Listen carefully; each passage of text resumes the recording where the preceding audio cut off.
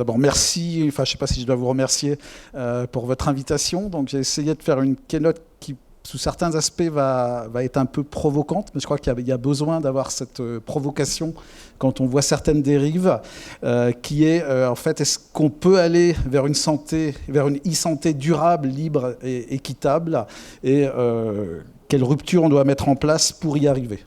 Donc c'est assez intéressant de voir que vous avez mis ça en avant ici, parce que c'est vraiment quelque chose qui n'est pas majoritaire, c'est le moins qu'on puisse dire. Donc il faut rappeler ce que c'est que la santé. C'est un état complet de bien-être physique, mental et social. Et introduire la notion de durable, ça veut dire introduire une intégration synergique de l'environnement, du social et de l'économique.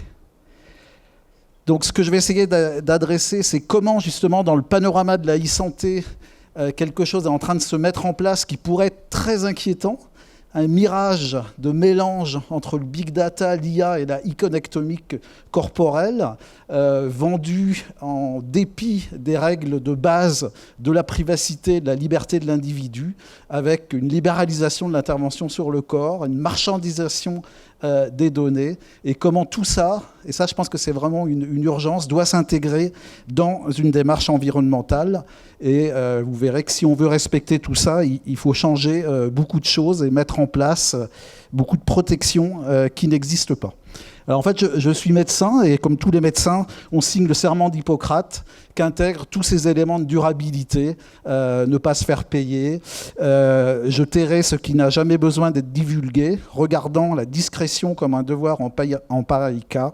Donc des éléments de base qui permettent de rappeler que la médecine, y compris quand on fait de la médecine digitale, c'est une relation humaine, c'est-à-dire c'est un individu soignant qui interagit avec un patient en l'examinant physiquement et en ayant une relation d'empathie avec lui, et qui va intégrer dans son cerveau des éléments cognitifs pour prendre des décisions opérationnelles, que ce soit dans le traitement ou dans la prévention. Et l'élément nouveau, en fait, c'est l'arrivée de la technologie dans tout ça. Et l'enjeu, et c'est possible, c'est comment on intègre la technologie et le digital en synergie de cette relation humaine qu'il serait gravissime de détruire. Alors, la médecine répond à un besoin biomédical. Le besoin biomédical, il est majeur. Le premier coût de santé, c'est les pathologies cérébrales. 800 millions de dollars, un coût absolument énorme, suivi et intégré des maladies chroniques, du cancer et de la problématique du vieillissement. Donc vraiment un problème majeur sur lequel on est en échec total. C'est-à-dire qu'il s'agisse de l'Alzheimer, des tumeurs cérébrales, enfin de toutes les maladies neurodégénératives, aucun traitement curatif, aucun progrès n'a été réellement mis en place. D'où la place pour une nouvelle médecine digitale à côté de l'approche pharmacologique. Et je vais essayer de faire un peu l'overview de ce qui arrive. C'est effectivement une vraie révolution, la médecine digitale qui émerge en fait à partir des communications, des téléphones mobiles. C'est la possibilité de faire de la médecine à distance, avec des objets connectés qui vont réaliser ce que ferait le médecin dans son cabinet, donc ce qu'on appelle la télémédecine, qui s'est vite améliorée avec l'arrivée d'objets connectés qui permettent en fait un self-monitoring de patients, et tout ça s'intégrant dans des connexions dans le cloud.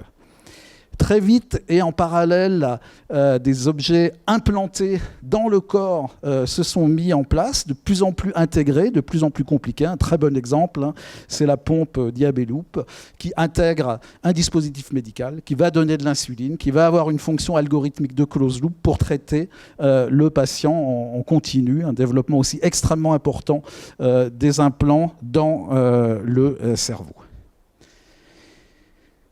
Il faut aussi citer, ça va être très important, c'est l'arrivée des données massives, en particulier génomiques, avec des coûts extrêmement diminués et des dispositifs de plus en plus miniaturisés qui vont mettre dans toutes ces données omiques dans le quotidien du patient.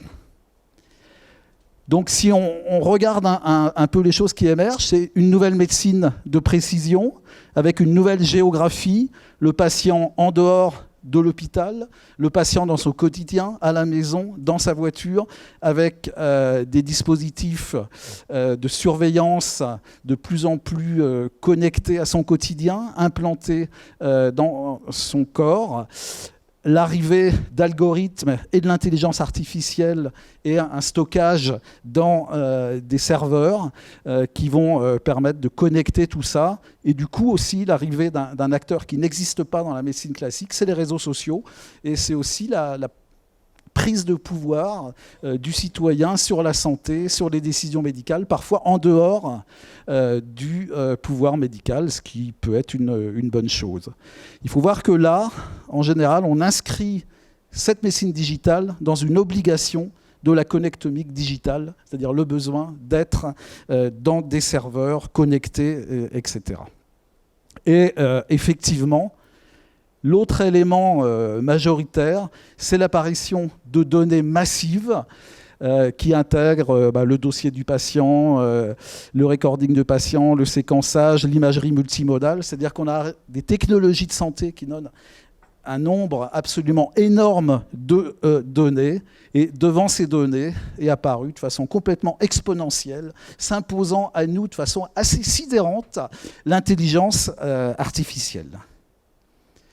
Et effectivement, c'est un panorama miraculeux qui nous est présenté tous les jours dans la presse, et je dirais dans le milieu médical, puisque cette médecine du big data gérée par l'IA est en train de nous apporter une révolution médicale. Et si vous refusez cette révolution médicale, vous allez en plus avoir un impact extrêmement défavorable sur l'économie. Donc vraiment quelque chose qui s'impose comme une obligation miraculeuse, puisque les journaux les plus sérieux nous annoncent l'immortalité, par exemple, en 2045, ce qui est demain. Donc j'ai un peu caricaturé ce panorama, mais pas complètement, et je voudrais revenir en détail sur les éléments de danger qu'il implique. Le premier, c'est attention fake news, attention désinformation. Eh bien non, l'immortalité n'est pas là.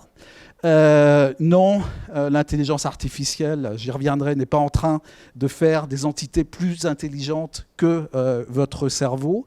Non, l'intelligence artificielle n'est pas en train de battre l'examen clinique du médecin. Et non, Google n'est pas capable de prévoir votre mort. Et pourtant, on est inondé de multiples publications dans des revues extrêmement sérieuses, y compris dans des revues scientifiques. Donc, autre élément, vous voyez, la plupart de ces fake news, on se rend compte que ça sont en échec. Les errances robotiques de Google avec Boston Dynamics, échec commercial, arrêt, y compris par l'américaine, de tous les développements. Puis un autre échec dont on a beaucoup parlé, c'est les lentilles connectées pour les diabétiques. Là encore, poubelle. Et enfin, une donnée majeure qui devrait faire taire tous les transhumanistes, c'est qu'effectivement, on est confronté à quelque chose d'extrêmement nouveau, que je n'aurai pas le temps de discuter ici, mais c'est l'arrivée d'un plateau sur l'espérance de vie qui intègre un tas de choses. Aux États-Unis, clairement, la crise des opioïdes, mais probablement aussi une limite du vivant et l'arrivée de l'impact environnemental dont vous verrez que c'est sûrement une urgence à prendre en cause. Donc si on regarde tout ça, vous voyez, de la télémédecine, l'IA, du big data de santé, il faut quand même réaliser qu'il y a là une espèce de dérive de croissance complètement incontrôlée. Si on regarde la réalité, l'actualité du jour, c'est des services d'urgence encombrés par des patients du fait d'hôpitaux qui ont une vétusté digitale absolument invraisemblable et qui n'ont pas pu, malgré tout ce qui a été présenté aujourd'hui qui est excellent, mettre en place de la télémédecine, par exemple, qui éviterait d'encombrer les urgences. C'est l'inexistence des infrastructures de données qui respectent la loi européenne dans les hôpitaux. Donc vous voyez, c'est des basiques indispensables qui ne sont pas là. Donc une espèce de fuite en avant qui cache en fait la difficulté d'une construction de la médecine digitale qui suppose de complètement changer des infrastructures très conservatrices. Donc, il faut rappeler qu'on est confronté à des échecs thérapeutiques majeurs qui sont en train de faire dépenser beaucoup d'argent aux entreprises pharmaceutiques, et en particulier l'échec des thérapies ciblées dans les maladies neurodégénératives, l'échec de l'immunothérapie qui nous est présenté comme un miracle quasiment quotidiennement. Et bien là, on voit arriver tout un tas de protocoles de phase 3 qui sont négatifs. Et vous voyez, il y a environ un mois, encore un protocole de Roche qui s'est arrêté. Et ça nous confronte à quelque chose d'extrêmement important. Pourquoi on a du big data? Pourquoi on a plein de données? Effectivement, dans la médecine, face à nos échecs, on a développé de façon très incisive des outils de décryptage moléculaire, de l'imagerie multimodale. Donc on a plein de données qui sont quand même un peu le reflet de notre incompréhension. Et on peut se poser la question, je pense qu'elle est épistémologiquement indispensable, de savoir si on n'est pas là en train de faire la vieille phrénologie du 19e siècle à l'échelon moléculaire, et si on n'est pas quelque part dans une impasse épistémologique. Et cette baguette magique de l'IA, va-t-elle régler ça? C'est pas sûr. Alors, la seule moyen de le savoir, ça a été très bien dit ce matin, c'est de faire des essais cliniques. C'est d'évaluer. Et si vous regardez, il y a 2 très bonnes revues qui sont sorties. Une qui est sortie cette semaine dans Science Translational Medicine sur la révolution digitale, puis une autre dans Nature Medicine. Combien d'essais randomisés, rigoureux, démontrent que l'IA, dans une approche le plus souvent digitale, ça marche? Quasiment pas. Quasiment pas. On a le plus souvent des essais multicentriques, absolument pas reproduits, aucune évaluation médico-économique, des algorithmes absolument pas transparents, des boîtes noires non standardisées, aucune interopérabilité. Donc quelque chose d'assez désastreux en termes d'essais cliniques. Donc en tout, il doit y avoir une quinzaine de bonnes données cliniques qui montrent que l'IA, ça peut marcher. Et l'IA, effectivement, ça peut marcher. Il faut faire attention, c'est un peu le risque, c'est qu'on va, soit on doit être dans le camp de ceux qui croient de façon complètement aveugle à l'IA, ou alors d'être dans le camp des technosceptiques. Je pense qu'il faut être dans les 2 cas de façon rigoureuse. Il y a un très bel exemple qui, je crois, a eu très récemment le remboursement. C'est quelque chose d'extrêmement simple qui a été mis en place au Mans par le docteur Fabrice Denis. C'est un logiciel de télésurveillance évalué, donc MOFCare, extrêmement simple, sur le téléphone portable, avec une relation humaine qui persiste, des algorithmes, et qui a montré, dans le cancer du poumon, que cette approche simple, typiquement de e-santé, augmentait la survie des patients. Et là, de façon multicentrique, randomisée, c'est l'histoire qui existe depuis 2016. À côté de ça, et ça c'est 90% de ce qui sort actuellement et de ce qui est à la mode, c'est du vrai big data. Donc je vais prendre les patients, je vais prendre les données cliniques, je vais prendre l'imagerie, je vais prendre l'immunohistochimie, je vais prendre le séquençage, et toutes ces données, je vais les mélanger. Vous voyez là, ça a été fait dans le cancer du poumon, chez des patients traités par immunothérapie, les inhibiteurs du checkpoint. Alors pour ceux qui ne connaissent pas les inhibiteurs du checkpoint, c'est très cher et c'est très dangereux, puisqu'en fait, il y a 20 à 30% d'effets secondaires graves avec des morts. Donc pour la première fois, ça a déclenché un débat sur attention, quelle est l'efficacité, attention le coût et attention le danger, avec un éditorial il n'y a pas longtemps dans le Lancet en disant attention au hype et aux effets secondaires. Et donc là, vous voyez, avec cette intelligence artificielle qui n'a rien à voir avec la première que je vous ai montrée, là on est dans une complexité énorme, on gagne, effectivement, on arrive à prédire l'efficacité aux inhibiteurs du checkpoint, avec une différence de survie qui est intéressante, puisque vous voyez qu'avec la chose très simple, validée bien plus sûrement, puisque l'autre chose avec les inhibiteurs du checkpoint, c'est un essai à Paris, c'est pas du tout du multicentrique, on gagne exactement la même chose.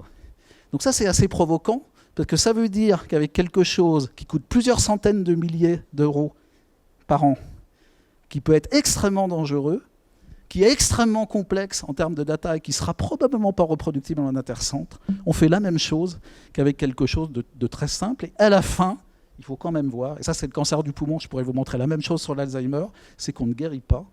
Et qu'est-ce qui se passe? En fait, on a des thérapies chères qui chronicisent la maladie.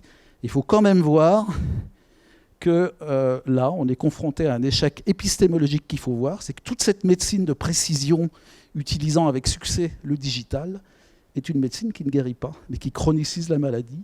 Et se dire, j'y reviendrai, qu'il faudrait peut-être faire un peu plus de prévention. Aujourd'hui, les données de l'Institut du cancer sont sorties, qui nous annoncent une augmentation phénoménale des pourcentages de cancer en France, pour tout un tas de raisons, y compris environnementales.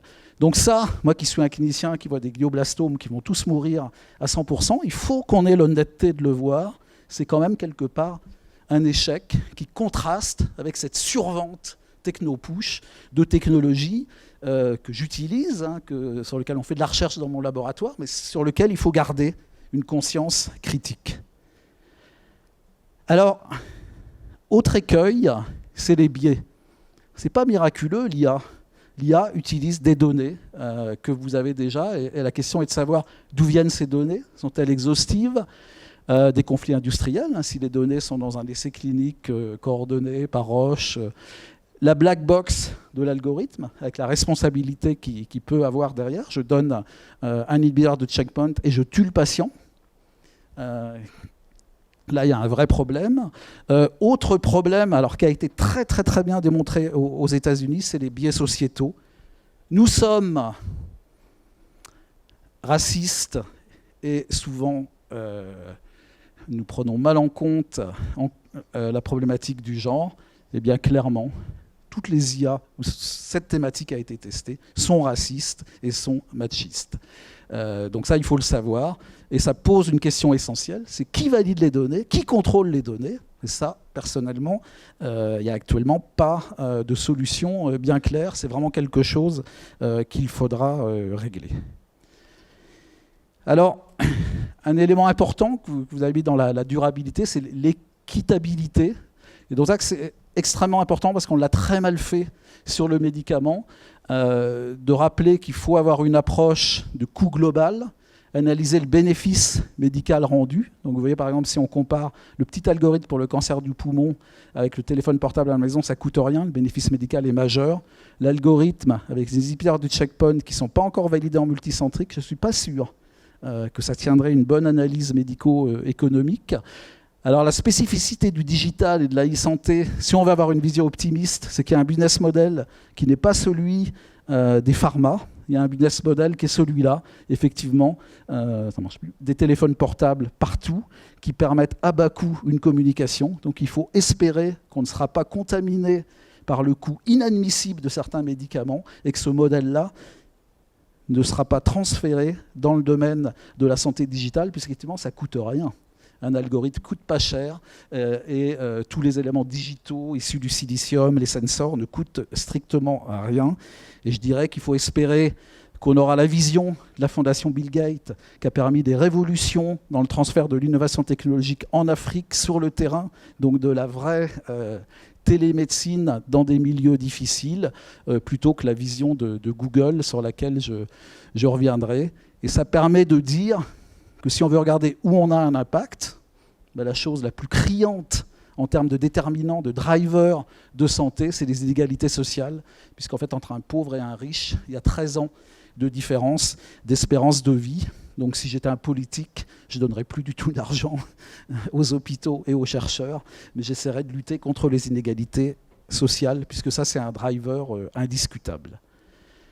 Le coût est un débat, il y a un vrai danger. Vous voyez, je vous parlais des inhibiteurs de checkpoint. Vous voyez, la Ligue, pourtant très respectueuse, on n'est pas dans les anti-sciences, a fait une communication qui a choqué beaucoup de gens en disant attention, les médicaments sont trop chers et l'immunothérapie à 1 million d'euros par an, c'est clair, tout le monde n'y aura pas accès.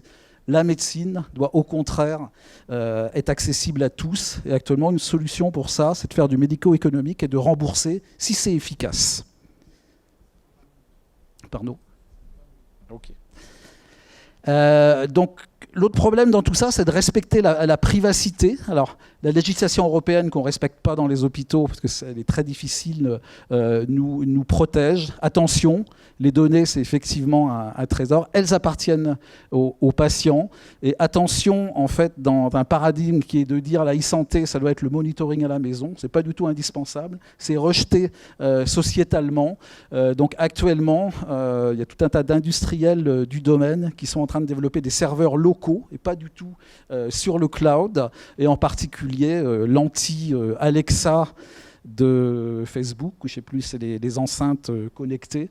Donc il commence à y avoir des startups qui voient qu'il y a un rejet sociétal de ce type d'invasion à la maison et qui développent des serveurs localisés qui ne sont absolument pas connectés sur le cloud. Alors, qu'est-ce qui est poussé par certains industriels? C'est effectivement, à travers l'invention du bien-être, c'est le bien-être, donc c'est pas de la santé, donc il n'y a pas besoin de réglementation, donc vous pouvez faire ce que vous voulez, et vous allez même pouvoir vendre vos données, comme on a essayé de vendre les organes à un moment donné. Alors là, c'est extrêmement inquiétant ce qui se met en place, essentiellement aux États-Unis. Vous voyez Humanity, qui est une entreprise qui, à travers une approche blockchain, demande aux patients de vendre leurs données aux entreprises pharmaceutiques.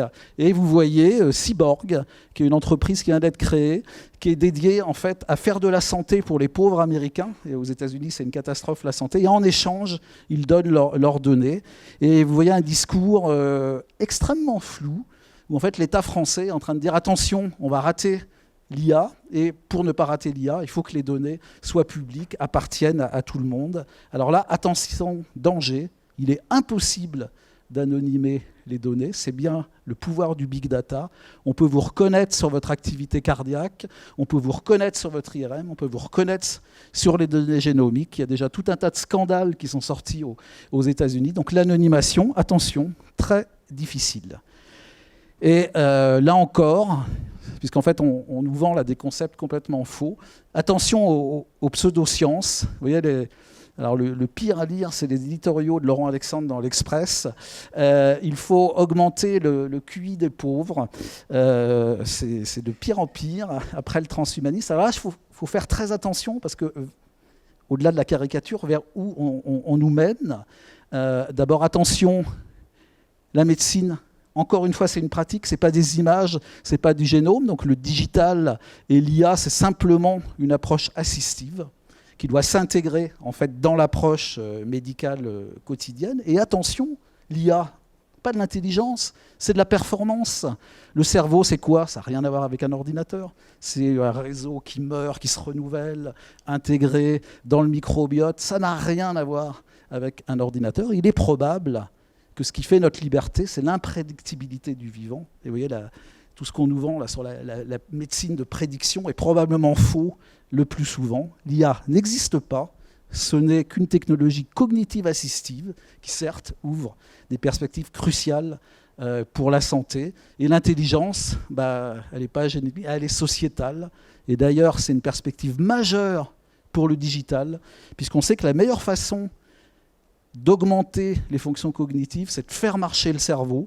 Et de la même façon qu'une révolution est en train de se mettre en place sur l'impact de l'activité physique et de l'activité mentale, avec le développement des serious games, la réalité virtuelle, qui ouvre tout un champ qui n'est pas celui morcelé de la génomique prédictive, mais qui est celui d'une approche globale du digital qui se met en place dans une complexité intégrée.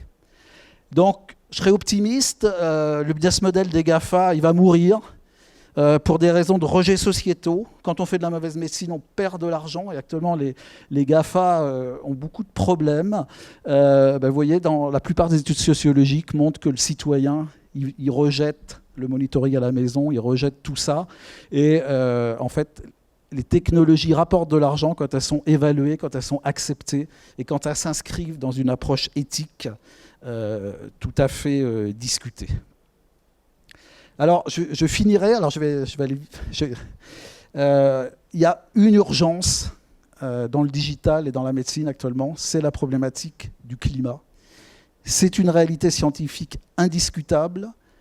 L'impact environnemental sur le corps humain est une autre réalité scientifique indiscutable, extrêmement inquiétante, d'autant plus inquiétante que tous les lobbies industriels actuellement lancent une désinformation médiatique sidérante. Le Figaro, le glyphosate circulaire, rien à voir.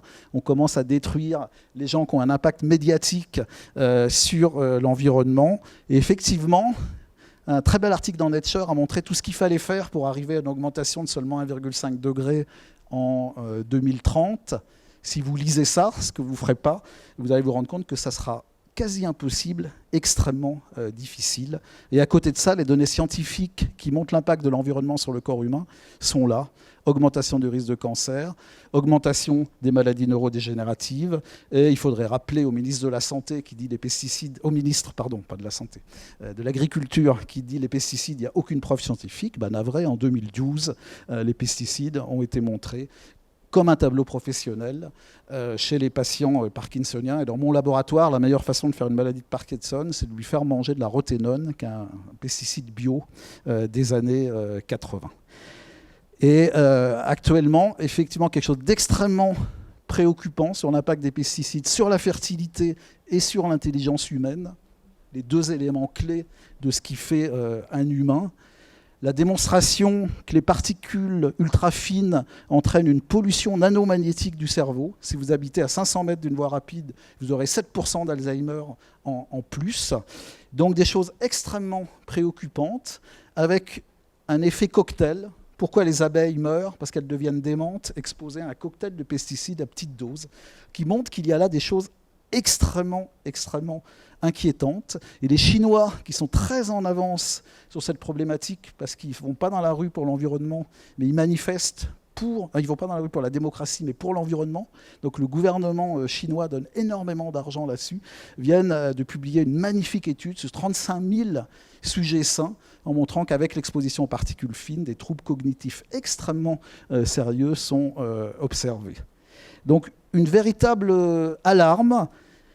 Et le digital, c'est quand même un problème, puisque stocker toute cette énergie, ça a un impact carbone absolument désastreux. Et faire fonctionner une IA, ça dépense bien plus d'énergie que de faire marcher une voiture. Donc vous voyez, ça veut dire que cette connectomique des serveurs internationaux à travers les GAFA qu'on nous vend est générateur d'une dépense énergétique absolument folle. Il est intéressant de voir que si on retourne à l'ordinateur parfait qu'est celui du cerveau, on dépense 1 million de fois moins d'énergie pour faire une tâche cognitive. Donc la magie du cerveau, elle est là. Et c'est vraiment là, pour moi, qu'il y a des éléments magiques à prendre en compte. Et à nouveau pour le digital, attention, un certain nombre d'éléments suggèrent, donc pardon, elle est restée en anglais, que justement, ce cerveau qui ne va plus avoir de lien social, qui va en permanence être sur les réseaux sociaux, perd sa diversité, perd ses stimuli, qui stimulent les cellules souches, et que ceci serait responsable d'un déclin certain de l'intelligence humaine. Donc un certain nombre de travaux récents suggèrent ça. Donc pour finir, je crois que tous ces éléments-là, qui ne sont pas des fake news, mais qui sont violemment combattus par des lobbies industriels et par l'absence de crédit pour travailler sur ces sujets, la e-santé doit absolument, et elle en a le pouvoir, être un instrument de l'indispensable médecine environnementale. Des capteurs environnementaux multimodaux se développent actuellement. Il est essentiel d'aller explorer les contaminations du corps. Qu'est-ce qu'il y a dans le corps? Quels sont les mécanismes physiopathologiques de l'altération environnementale? Et évidemment, d'aller prévenir ces pathologies. Vous voyez, j'ai plus que 2 diapos, ça va au niveau temps. Dans mon laboratoire, on a essayé de se dire, en fait, on travaille sur l'Alzheimer, le Parkinson et glioblastome, on ne sert à rien. Depuis 100 ans, il ne s'est rien passé. Est-ce qu'on peut utiliser les technologies qu'on a développées pour aller vers une approche environnementale? Donc on a développé une toute nouvelle technologie qui permet d'aller dans le cerveau sans le léser avec du silicium. Donc ça va servir, donc c'est un projet qu'on appelle EcoBrainPrint, pour aller caractériser in situ la contamination du cerveau et le transférer ensuite dans une approche de biomarqueurs périphériques dans la graisse où s'accumulent les pesticides et dans le sang. Et donc dans ce contexte-là, il y a peut-être des gens ici qui sont intéressés. On essaye de lancer un réseau européen donc, qui est neurotechnologie, enfin technologie innovante pour l'étude de l'atteinte du cerveau par l'environnement, en espérant qu'on arrivera à avoir des soutiens financiers pour aller plus loin dans ces travaux. Donc pour finir, une innovation équitable et durable est possible. Il faut lutter pour qu'elle se mette en place.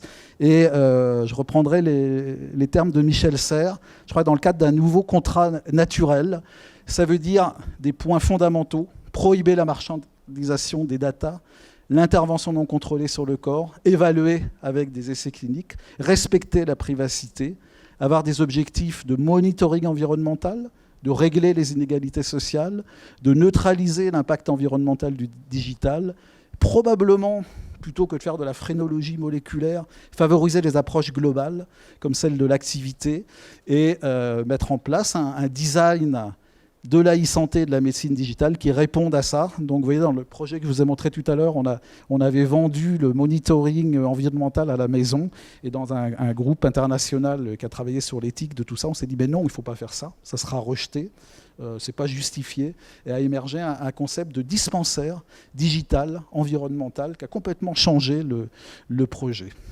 Et arrivé à la notion que des serveurs systémiques vendus aux GAFA ne sont pas indispensables. Je vous remercie. Pardon.